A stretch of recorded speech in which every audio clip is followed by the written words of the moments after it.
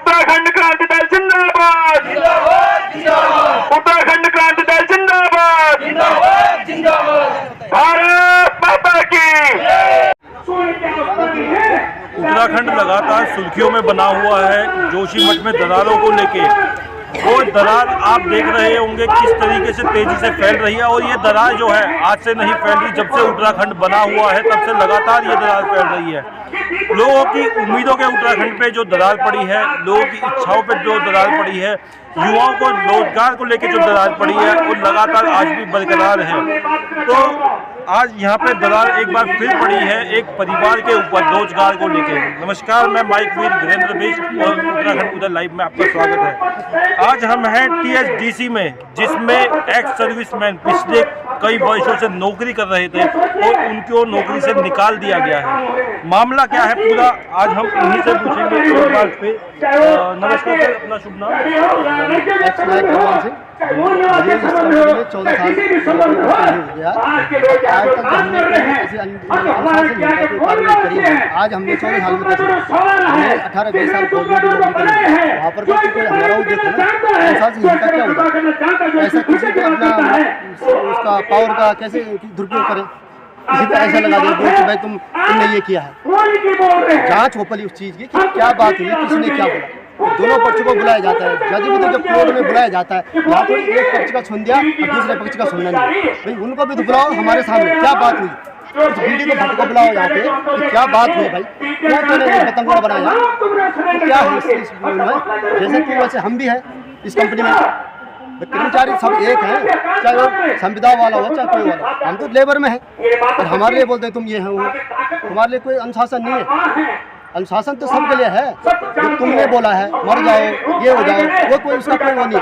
जो हमने बोला कि सबने बोला 99 आदमी ने बोला कि हम नहीं कर रहे, तो उसमें हमारे 3 आदमियों का नाम कैसे है? हम बोले हमारी यही जांच हो, ये जांच होनी चाहिए कि हमको 3 आदमी किस बेस में तुमने हमको वो दिया है, निष्कासित लेटर दिया है, इसका जाँच बीडी भट्ट जरूर करे।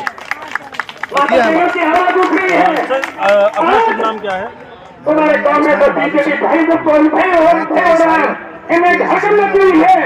कि एक ही नेता हो उत्तराखंड का पहले भी उसमें मैं लोगों के हाथ में है। हमारी पार्टी जरूर कमजोर है, हमारी पार्टी पैसों से कमजोर है, हमारे यानी जी 3 नंबर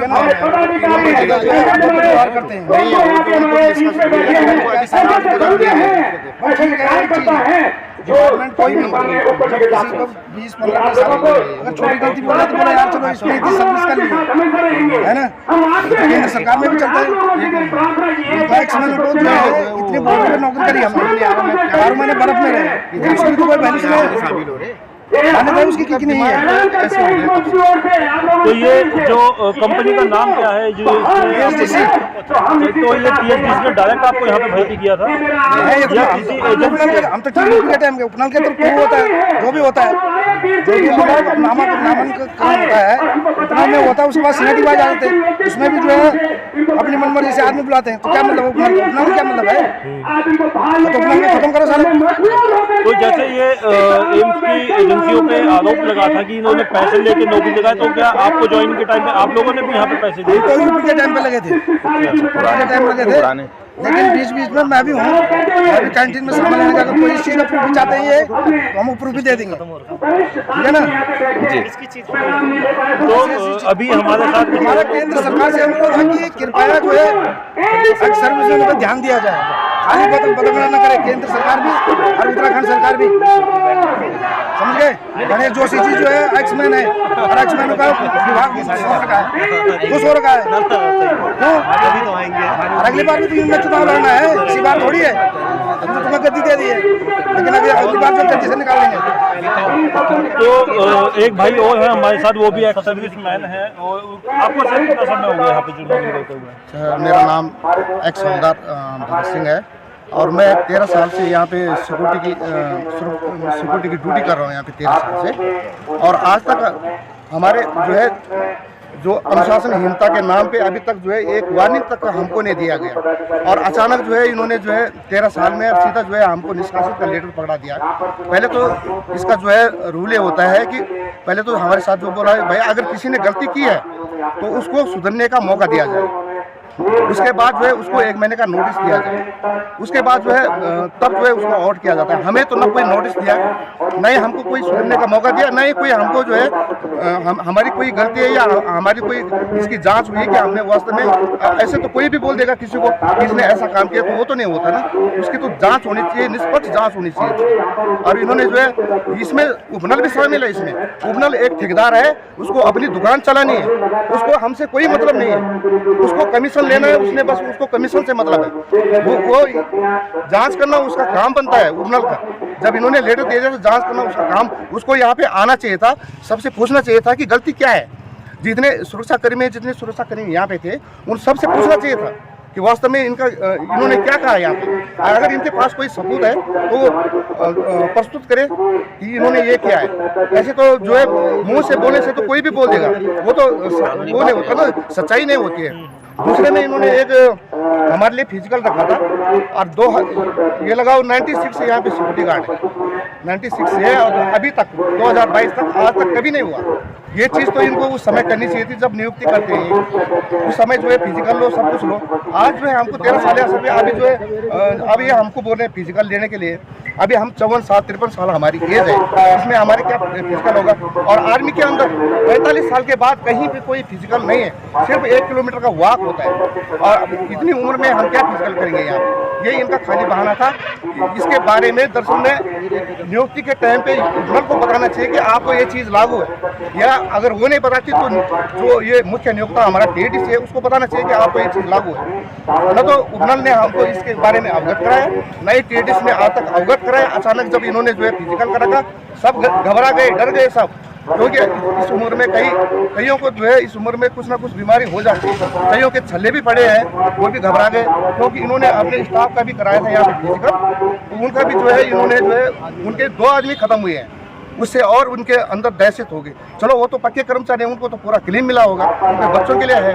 हम एक लेबर हैं, जिस दिन हम आ जाते हैं हमको तनख्वाह मिलती है, जिस दिन छुट्टी कर दी हमने हमारी जो है तनख्वाह कट जाती है। इसके अलावा जो है इन्होंने ये हमसे अनऑथराइज ड्यूटी हम यहाँ पे कराते हैं। देखो हम एक सुरक्षा कर्मी है, भूतपूर्व सैनिक है, हमारा काम बनता है गेटों पे ड्यूटी देना, पूछताछ करना, इन आउट करना, लेकिन इनके 2 चपरासी हैं यहाँ पे, एक पक्के चपरासी है और एक उपनल से लगे हुए हैं। इन्होंने तो जाना है अपना, 8 घंटे के बाद वो अपने घर चले जाते हैं। उसके बाद जो है इन्होंने जो है पूरा जो है ठेका जो है पूरा जो है इन्होंने गार्ड को बता रखा है, पूरे ऑफिस जो है तुम बंद करोगे, पूरी लाइट पंखे एसी, इतने ऑफिस में 2 घंटे एक गार्ड को लग जाते हैं उसको बंद करने में। ये अनऑथराइज ड्यूटी हमसे कराते हैं। कभी कभी हम इसके बारे में बोल लेते थे। अभी जैसे पेमेंट का है हमारा, भाई हम तो लेबर हैं, 30 और 31 का महीना क्या है हमारे लिए।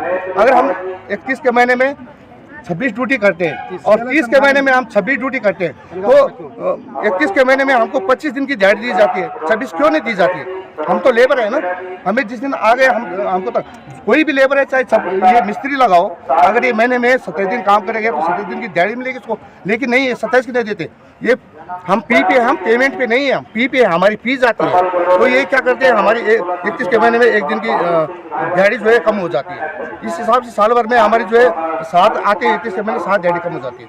इसके बारे में हम बोलते थे, छुट्टियाँ हमारी ये उपनल से लगे हुए हैं, जो संविदा कर्मी है, ऑफिसों में है, ड्राइवर हैं, अटेंडर है, इनको जो है वीकली ऑफ के अलावा साल भर में 12 CL, 15 AL और 3 राष्ट्रीय छुट्टियां मिलती है। हम भी उसी उपनल से लगे हुए हैं, ये भी वहीं से लगे हैं। कंपनी हमारी एक ही है, तो रूल 2 क्यों है, वो छुट्टियां हमको क्यों नहीं मिलती, इसके बारे में हम बोलते थे। तो इसलिए थोड़ा हम क्या है, इनके थोड़ा ये लगता था कि ये क्यों बोलते हैं।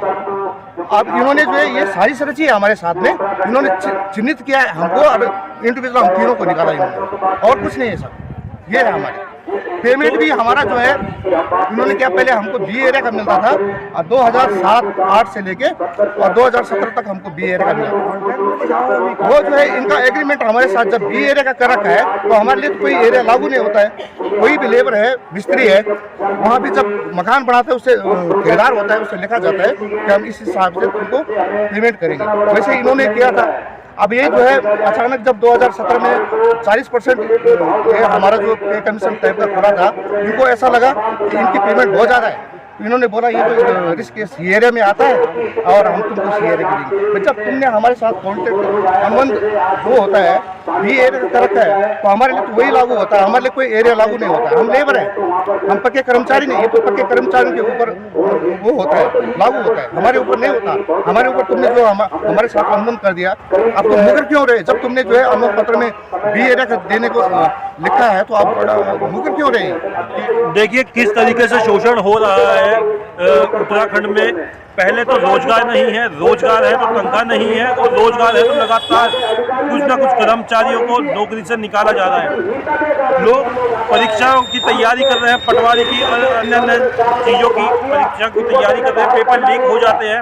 तो क्या ये पहाड़ों में दरार है, पहाड़ के सिस्टम में दरार है? हमारे साथ समाज सेविका उषा चौहान जी है, आप इसको क्या कहेंगे कि लगातार उत्तराखंड में दरारों की बात चल रही है, सिर्फ पहाड़ों की दरारों को दिखाया जा रहा है, मगर जो प्रॉपर सिस्टम की जो दरार है, लोगों को नौकरी से निकाला जा रहा है, बेरोजगार है, और जो उनके पास नौकरी उनको तनख्वाह नहीं मिल रही, तो इसके बारे में आप क्या कहेंगे? तानाशाही की हदें पार हो गई है और इस प्रकार जो भ्रष्टाचार उत्तराखंड में हो रहा है, अन्याय हो रहा है, इस प्रकार सरकार तानाशाही की हदें पार करती जा रही है। इस प्रकार का शोषण अब नहीं सहेंगे।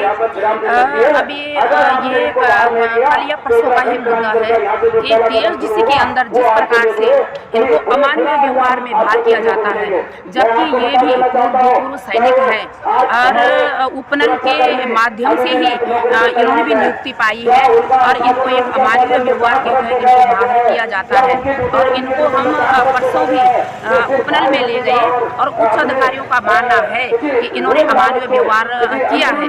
मैंने कहा उनके लिए, मैंने कहा वो अमानवीय व्यवहार हमें बताइए, वो जो भी इन्होंने अभद्रता की है वो हमें बताइए। तो उन्होंने कहा कि अब जो भर्ती होगी उपनल के थ्रू जाएगी। मैंने कहा उपनल के थ्रू जाएगी, ये भी तो उपनल के थ्रू जा रही है। तो उन्होंने कहा ये इन्होंने अमानवीयता की है। मैंने कहा कौन सी अमानवीय प्रमाण भी होगा? तो उसके बाद वो अधिकारी अंदर भाग गए।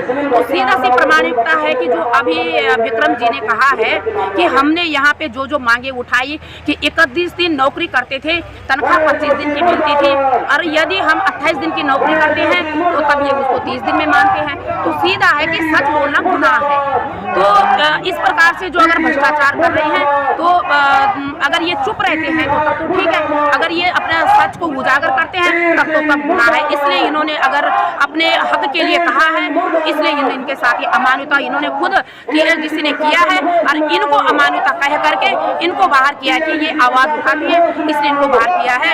जब तक TSDC इनको बहाली नहीं देती है, इनको फिर इनको ज्वाइनिंग नहीं देती है, तब तक हम इनके सपोर्ट में रहेंगे। और इसी प्रकार ये धीरे धीरे तैयारी कर रही हैं। सुनने में आ रहा है कि अभी इन्होंने 3-4 कर्मचारियों को बाहर किया, सुरक्षा कर्मियों को। इसके बाद 3-4 लिस्ट और लगाने वाली है, 3-4 लोग और इनके बीच में जिनको ये फिर और 3-4 बोलने वाले हैं, इनको फिर ये लिस्ट लगाने वाले 3-3, 4-4 करके बाहर करते जा रही है। और अपने चहेतों को, मतलब जिनको अपना आप ये चाहते हैं कि इनको नौकरी दी जाए, इनको यहाँ ये रखेंगे। मतलब तानाशाही है, वही है कि अब जनप्रतिनिधि अपने बेटों को, अपने चहेतों को भरने में लगे हुए हैं, उसी प्रकार तो हर विभाग भरने में लगा हुआ है। ये तानाशाही अब नहीं चलेगी। आंदोलन चल रहा है, ये और उग्र होगा। ये राज्य सरकार जानबूझ करके इनको बढ़ावा दे रही है। तो देखिए किस तरीके से चुन चुन के लोगों को नौकरी से निकाला जा रहा है, क्योंकि अगर एक साथ नौकरी से सबको निकाल दिया तो विरोध बहुत बड़ा होगा। इसलिए गिन गिन के 4-4, 5-5 के स्लॉट में लोगों को बेरोजगार किया जा रहा है। और आप देख सकते हैं यहाँ पे जो UKD के जो लोग हैं वो यहाँ पे धरना प्रदर्शन कर रहे हैं इसके खिलाफ कि किस कारण से इनको निकाला जा रहा है। UKD ने कहा कि जब तक इनको नौकरी में नहीं लिया जाएगा तब तक ये धरना प्रदर्शन लगातार यहाँ पे चलता रहेगा। हमारे साथ जुड़ चुके हैं महानगर अध्यक्ष UKD के उपेंद्र सकलानी जी। ये जो उत्तराखंड में लगातार लोगों को नौकरी से निकाला जा रहा है, आपके क्षेत्र में ही एम्स में कुछ लोगों को नौकरी से निकाला था, 2-3 बार ये घटना घट चुकी है। GD हॉस्पिटल से सामाजिक संगठनों के दबाव में उन लोगों को, और आज फिर एक बार TSDC में कुछ भाइयों को जो नौकरी से निकाल दिया गया। ऐसा क्या कारण है? कंपनियां निकलवाई है, दबाव में काम कर रही है। और हमारे जनप्रतिनिधि हमारे लोगों के बीच पाएंगे और हमारे रोजमर्रा की समस्याओं का त्वरित सारा होगा। ऐसे भी आंदोलनकारी भाई बहनों के लास्ट में यहाँ TSDC से कुछ गार्ड का दुर्भाग्य इस बात का है कि 22 वर्ष जाने के बाद इस सिलसिले में जब उनसे मिला तो उन्होंने कहा कि हमें फिजिकल ले रहे हैं, तो मैंने इनकी बात को लेकर यहाँ पे जब यहाँ पे टिग्गा जी उनको मिला, टिग्गा जी को बताया उनको क्यों आपने बाहर किया है, उन्होंने कहा कि अनुशासनहीनता दिखा। मैंने कहा किस तरह का अनुशासनहीनता है, आप हमें बताइए, कोई प्रूफ दीजिए। तो वो कुछ नहीं बता पाए। तो हमने जब इन लोगों से पूछा तो उन लोगों ने बताया कि वो हमसे फिजिकल मांग रहे हैं। तो ये आर्मी में भी रूल है कि 45 साल के बाद आप दौड़ नहीं लगाओगे, लेकिन ये तब भी ये कर रहे हैं। सब ये यहाँ पे जो बीजेपी के मंत्री हैं गणेश जोशी जी, वो अपने चहेतों को लगा रहे हैं यहाँ पे। कुल मिला के राष्ट्रीय पार्टी बीजेपी का हाथ है, जिसमें यहाँ पे हम ये चाहते हैं कि TSDC स्थानीय लोगों को रोजगार मिले। यहाँ पे जब हमारे उत्तराखंड में ये डैम बना रहे हैं, हमें कोई उससे बेनिफिट ही नहीं, बिजली में छूट नहीं है। यहाँ पे माली के पद में हमने पता किया कि 9 पद हैं यहाँ पे, 9 में से कम 7-8 पद इनके बाहर के लोगों के हैं, जो स्थानीय लोग यहाँ पे बेरोजगार बैठे हुए हैं। तो हमारी यही मुद्दा रहेगा कि यहाँ पे जो भी TSDC में जो 4 कर्मचारी उन्होंने बाहर किए उनको बहाली करे, और साथ में स्थानीय लोगों को 70% यहाँ पे उत्तराखंड वासियों के लिए आरक्षण हो नौकरी में। तो क्या मानना चाहते हैं कि जो दरार है पहाड़ों में है या पूरे सिस्टम में ही दरार है उत्तराखंड? ये पूरे सिस्टम में ही दरार है। राष्ट्रीय पार्टी ने जो भी किया है यहाँ पे किया है, एक क्षेत्रीय पार्टी है। लोग अगर एक साथ हमारे साथ उत्तराखंड क्रांति दल में आ जाए तो हम दिखा देंगे स्थानीय पार्टी कैसे बेरोजगारी के तो कहीं नाम निशान मिटा देंगे हम। चाहे जोशीमठ में ये हो, हमारे युवा इतना बेरोजगार है, लेकिन यहाँ पे बाहर से लोग लाए जा रहे हैं। चाहे आप अभी विधानसभा में देख लो, अभी वहाँ भी गमलाबाजी की इन्होंने 2016 में इसको निकाल दिया, इससे पहले के क्यों नहीं, क्योंकि वो खंडूड़ी जी ने लगाए थे। सब जगह भ्रष्टाचार है और ये राष्ट्रीय पार्टी यही करवाएगी। मैं अपील करता हूँ लोगों से अभी भी जाग जाओ और अपने क्षेत्रीय पार्टी को आगे बढ़ाओ। तो देखिए किस तरीके से उत्तराखंड में लगातार सिस्टम पे दरार पड़ चुकी है। लोगों के रोजगार को लेकर, लोगों के अनुमानों को लेकर पूरा सिस्टम फेल हो चुका है, पूरे सिस्टम पे दरार है। और आप बने रहिए।